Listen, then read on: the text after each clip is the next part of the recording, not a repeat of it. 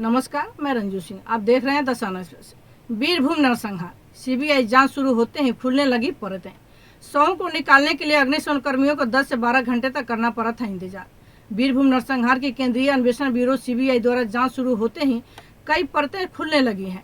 शुक्रवार को Calcutta high court की ओर से जांच का जिम्मा केंद्रीय एजेंसी को सौंपे जाने के बाद शनिवार को सीबीआई अधिकारी घटनास्थल पर जा पहुंचे। जांच टीम ने कई प्रत्यक्षदर्शियों से बात की, जिसमें दिल दहलाने वाले खुलासे हो रहे हैं।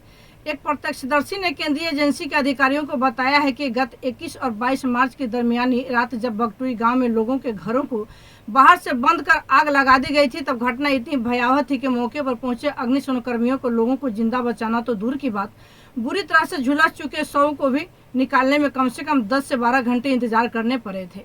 जांच में पता चला है कि जिन 10 से 12 घरों में आग लगाई गई थी, उनमें पहले तोड़फोड़ हुई थी तथा उनमें रहने वाले लोगों को बर्बर तरीके से मारा पीटा गया था। कोई भी घर से बाहर ना निकल सके, इसकी पूरी व्यवस्था की गई थी और घर वालों को इतना पीटा गया था कि वे खुद से हिल डुल भी नहीं सकते थे। उसके बाद घरों को बाहर से बंद कर पेट्रोल डालकर आग लगाई गई थी। यह आग इतनी भयावह थी कि सूचना मिलने के बाद अग्निशमन विभाग की 2 गाड़ियां मौके पर पहुंच गई थी, लेकिन सारी रात आग पर पूरी तरह काबू नहीं पाई जा सकी। रात के समय लगी हुई आग सुबह तक जलती रही और सुबह करीब 8 से 10 बजे तक इन घरों में इतनी अधिक गर्मी थी कि झुलसे हुए लोगों को शव को निकाला अग्निशमन कर्मियों के लिए नामुमकिन था।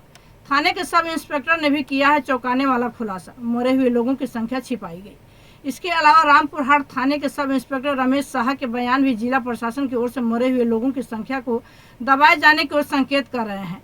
रमेश शाह ने केंद्रीय एजेंसियों को बताया है कि गाँव में आगजनी की सूचना रात 9:30 बजे के करीब मिल गई थी। 10 बजे के करीब शाह कुछ पुलिसकर्मियों के साथ घटनास्थल पर पहुंच गए थे और देखा था कि गांव में कई घरों में आग लगी है, जिनमें लोग जल रहे हैं। उन्होंने तुरंत रामपुर हाट थाने में फोन कर ड्यूटी ऑफिसर को दल बल के साथ मौके पर पहुंचने और अग्निशमन विभाग को तुरंत लाने को कहा था। रात 10:25 के करीब अग्निशमन की 2 गाड़ियां मौके पर पहुंच गई थी। रात 2 बजे तक आग पर थोड़ी बहुत काबू पा ली गई थी और एक घर से 4 जले हुए शवों को बरामद कर लिए गए थे। इसके अलावा एक व्यक्ति झुलसे हुए हालत में बरामद किया गया था, जिसे रामपुर हाट मेडिकल कॉलेज में भर्ती किया गया, लेकिन उसने भी इलाज के दौरान दम तोड़ दिया।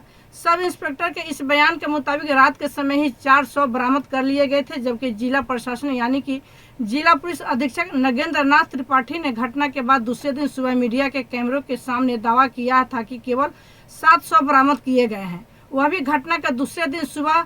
अगर जिला पुलिस अधीक्षक के अनुसार 7 शव सुबह में बरामद किए गए, तो ये 4 जले हुए शव रात में ही बरामद होने का दावा सब इंस्पेक्टर ने किया है। वे कहाँ गए? बाद में राज्य पुलिस महानिदेशक मनोज मालवीय ने भी बताया कि मरने वालों की संख्या 8 है। हालांकि उन्होंने भी दावा किया कि 7 शव एक ही घर से सुबह के समय बरामद किए गए थे, जबकि एक व्यक्ति ने इलाज के दौरान अस्पताल में दम तोड़ दिया था। अगर सब इंस्पेक्टर और पुलिस महानिदेशक के बयान को आमने सामने रखा जाए तो दोनों एक दूसरे के विपरीत बयान दे रहे हैं और अगर दोनों की बातों में सच्चाई है तो मरने वालों की कुल संख्या बढ़कर 12 पर पहुंच रही है, जिसकी पुष्टि घटना के 4 दिनों बाद भी ना तो जिला प्रशासन ने की है और ना ही राज्य प्रशासन ने। अब जबकि सीबीआई की टीम मौके पर पहुंची है तो इसी तरह के कई राज खुल रहे हैं। इसी तरह की अन्य खबरों के लिए आप जुड़े रहें दशाना एक्सप्रेस के साथ। धन्यवाद।